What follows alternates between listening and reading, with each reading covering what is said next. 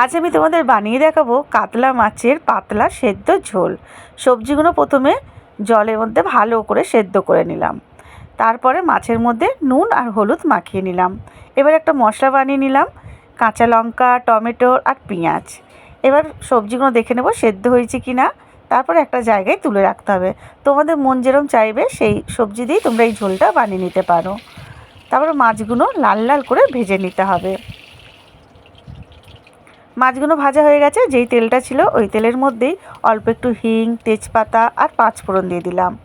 তারপরে যে মশলাটা বেটে রেখেছিলাম ওটা দিয়ে দিলাম, দিয়ে হালকা কষে নিলাম। সামান্য একটু হলুদ গুঁড়ো আর 1 চামচ জিরে গুঁড়ো দিয়ে দিলাম। তারপরে দিয়ে দিলাম পরিমাণ মতো নুন, আরও একবার কষে নিলাম। তারপর সেদ্ধ করা যে ঝোলটা ওটা দিয়ে দিলাম।